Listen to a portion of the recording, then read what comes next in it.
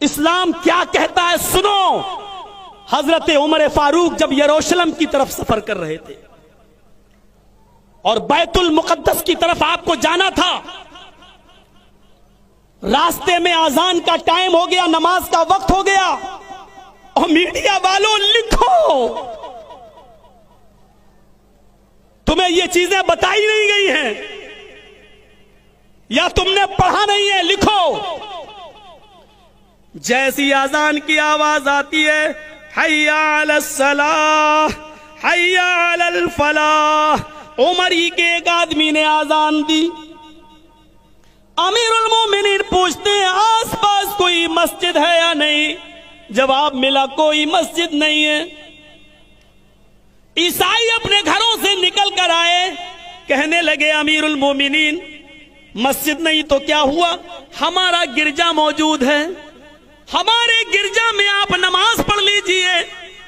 ہم نے اس گرجا میں جیسس کی، عیسیٰ مسیح کی کوئی مورتی نہیں لگائی ہے، آپ کہیں تو میں اس کو دھل دیتا ہوں.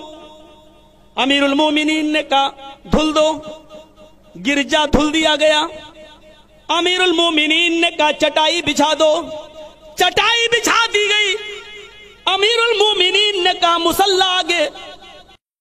جو لے کر آئے تھے کھجور کے پتوں کی چٹائی، اس کو آگے بچھا لیا.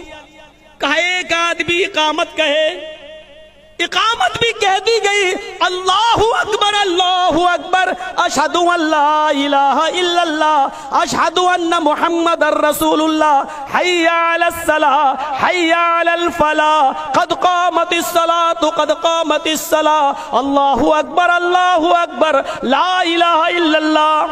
امیر المومنین نے فرمایا استووا صفوفکم، اپنی صفیں درست کر لو. جیسے ہی صفیں درست ہو گئی، آپ نے قبلے کی طرف منہ کر لیا.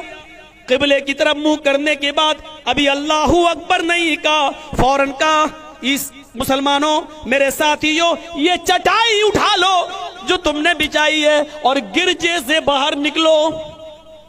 گرجے سے باہر نکلے.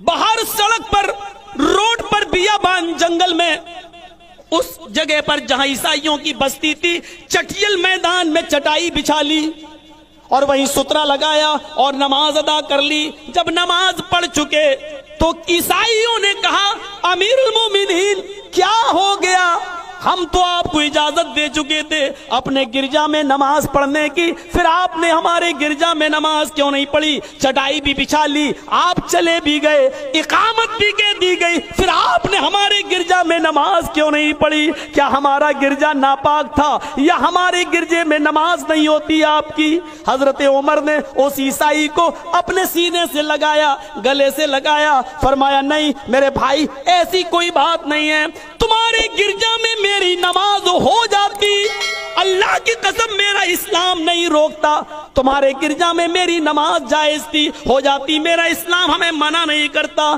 لیکن میں نے سوچا آج کہیں تیرے گرجا میں اگر میں نے نماز پڑھ لی تو بعد میں آنے والے مسلمان کہیں تمہارے اس گرجا پر مسجد ہونے کا دعویٰ نہ ٹھونک دیں اور یہ نہ کہہ بیٹھیں کہ اس مسجد میں حضرت عمر نے نماز پڑھی تھی اس لیے یہ مسجد ہے، اپنا گرجا خالی کرو. عمر کے انتقال کے بعد تمہارے گرجا پر مسلمان کہیں مسجد ہونے کا دعویٰ نہ ٹھونک ڈالیں. میں نے اس ڈر سے تمہارے گرجا میں نماز نہیں پڑھی تاکہ مسلمانوں کو کوئی بہانہ نہ ملے. میرے پیارے ساتھیوں، یہ اس وقت کے حالات ہیں جب حکومت و سلطنت ہمارے ہاتھ میں تھی اور ہم پاور میں تھے، اس کے باوجود ہم اجازت کے باوجود کسی کی گرجا میں نماز نہیں پڑھا کرتے تھے، اس ڈر سے کہ بعد میں آنے والے لوگ کہیں تمہارے اس گرجا پر مسجد ہونے کا دعویٰ نہ ٹھونک دیں. یہ تھا ہمارے حکمرانوں کا حال. میرے بھائیوں، ہمارے امن و امان کو کلنکت مت کرو. اسلام کے ماننے والے ہمیشہ امن و امان کے ماحول کو قائم رکھتے ہیں، امن و امان چاہتے ہیں، اور بھارت میں بھی ہم یہ چاہتے ہیں کہ امن و امان